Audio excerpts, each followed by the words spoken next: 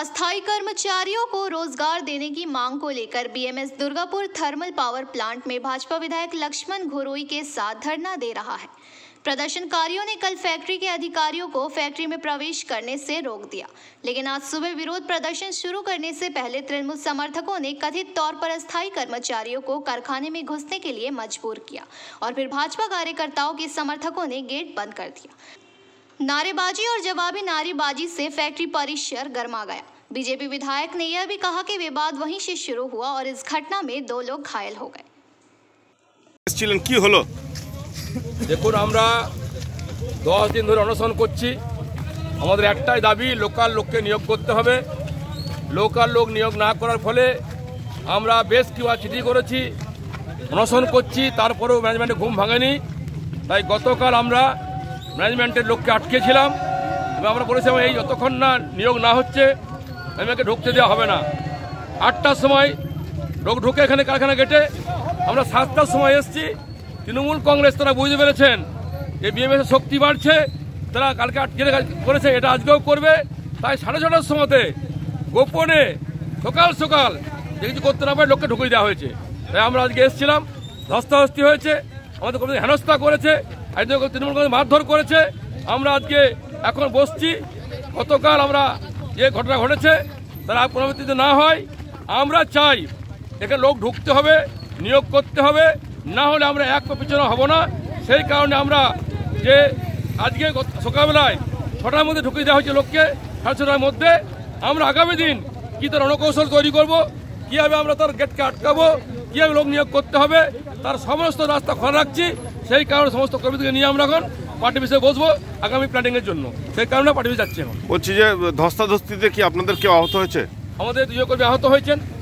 তারা তৃণমূলের যারা বাদ থেকে কিছু গুন্ডা নিয়ে এসেছিল, তারা সমাজ বিরোধী ভর্তি, এখানে এই সমাজ বিরোধীকে নিয়ে এসে পরে গেট জাম করে আমরা চাইছিলাম ফাইসাল হোক, আমরা চাইছিলাম সমাধান হোক। তৃণমূল চাইছে তারা অ্যাকচুয়ালি লোক নিয়োগ করবে, বিএমএসের লোককে নিয়োগ করা হবে না। তাই গায়ের জোরে জোরজবস্তি করে বাদ থেকে গুন্ডা নিয়ে এসে তারা গেট জাম করে মারধর করেছে। আমরা হেনস্থা হয়েছি। তারপরেও আমরা চাই এই লোকাছের চাকরি পাক, কারখানা হোক। তৃণমূল চাইছে বিএমএস না হলে লুটেপুটে খাবে, চুরি করবে, এলাকার লোককে নিজেরাই কাজ করবে। সেই জন্য আমরা তারা এই ঘটনা ঘটেছেন, কিন্তু আমরা চাইছি এখনো সমাধান রাস্তা খোলা রাখছি। তাই আমরা আগামী পরিকল্পনার জন্য পার্টি অফিসে যাচ্ছি। हालांकि तृणमूल ने आरोपों से इनकार किया है। विधायक अपनी मांगों को लेकर बाहरी लोगों को लाकर फैक्ट्री गेट पर अशांति फैला रहे हैं। एक जनप्रतिनिधि श्रमिकों के मूल्य को कैसे कम कर सकता है? बीजेपी विधायक लक्ष्मण घुरोई ने चेतावनी दी कि अगर बीएमएस कार्यकर्ताओं की नियुक्ति नहीं की गई तो आने वाले दिनों में यहां 5वीं इकाई बनेगी या नहीं, इसमें संदेह है। प्रमुख लोगों का मानना है कि 5वीं इकाई के बिना क्षेत्र में अंधेरा छा जाएगा। দেখুন, ঘটনা খুব পরিষ্কার।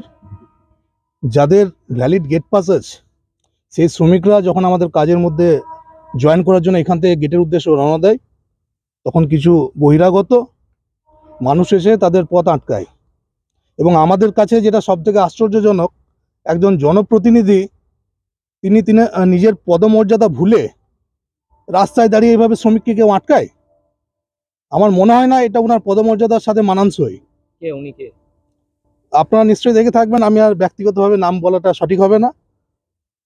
দুর্গাপুর পশ্চিমের আমাদের যিনি এমএলএ, তিনি এই ঘটনাটা ঘটিয়েছেন। আপনাদের ছেলেরাও মারমুখী হয়ে যায় তারপর? না, আমাদের ছেলেরা মোটেও মারমুখী হয়নি। আমাদের ছেলেদের বক্তব্য এটাই ছিল যে যদি আমরা কারখানাতে প্রবেশ করতে না পারি, আমাদের যে দৈনিক হাজিরিটা, একদিন কাজ করলে 628 টাকা রেট বেতন পাই আমরা, সেটা দিয়ে আমাদের পরিবার চলে, সেটা দিয়ে আমরা বাচ্চাদের মুখে, বাড়িতে স্ত্রীর মুখে, মায়ের মুখে অন্ন তুলে দিতে পারি। সেই টাকাটা কে দেবে? শুধু এটুকুই ওনাদের উদ্দেশ্যে আমাদের তরফ থেকে বলা হয়েছে। ওনারা কি মানতে চেয়েছিলেন, তারপর গেট ছেড়ে দিয়েছিলেন, নাকি আপনারা জোর করে তারপর শ্রমিকরা ঢোকে? না, মোটেও জোর করে না। হয়তো ওনারা ব্যাপারটা রিয়েলাইজ করেছে, প্রশাসন হস্তক্ষেপ করে বিষয়টা আমাদের প্রতিটা ছেলে তারপরে কারখানায় কাজে গিয়ে যোগদান করে।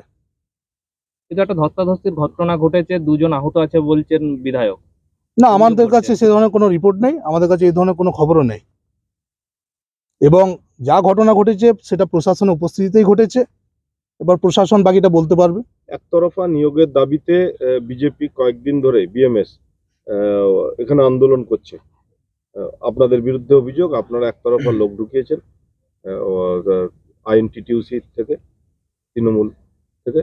তো তাদের কোনো লোক এখনো নিয়োগ করা হয়নি, সেই জন্যই ধর্ণা দিচ্ছিল এবং তাতেই আপনাদের সাথে আজ তাদের ধস্তাধস্তি, ঢুকতে দিতে বাধা। কি বলবেন? দেখুন, এই বিষয়টা আপনাদেরকে আমরা গতকালকেও বলেছিলাম। এখানে এই মুহূর্তে যারা নিয়োগ হয়েছে, 4 নম্বর ইউনিট যখন বন্ধ হয় 2022 সালের 29শে আগস্ট, সেই সময় কর্মচ্যুত হয়েছিল বহু শ্রমিক। তাদের মধ্যে থেকে যারা সক্রিয়ভাবে গেটে বাকি ছাঁটাইদের শ্রমিকদের সাথে একসাথে কাঁধে কাঁধ মিলিয়ে ধর্ণা দিয়েছে, দিনের পর দিন এখানে রোদ বৃষ্টি সমস্ত উপেক্ষা করে কাজের প্রত্যাশা নিয়ে দিনের পর দিন এখানে গেটে সময় দিয়েছে, অগ্রাধিকার ভিত্তিতে সেখান থেকে নিয়োগটা হচ্ছে। এবং এখানে আমাদের বক্তব্য আছে, ওনারা যে নিয়োগের দাবি করছেন সেই নিয়োগের ব্যক্তিরা কোথায়? যদি ওনাদের কোনো দাবি আছে সেই নিয়োগের ব্যক্তিদিকে প্রকাশ্যে আনা হোক, আমরাও দেখি তাদের কতটা, আমরা যে মান নির্ধারণ করেছে ম্যানেজমেন্ট সেই মানে তারা কতটা ওখানে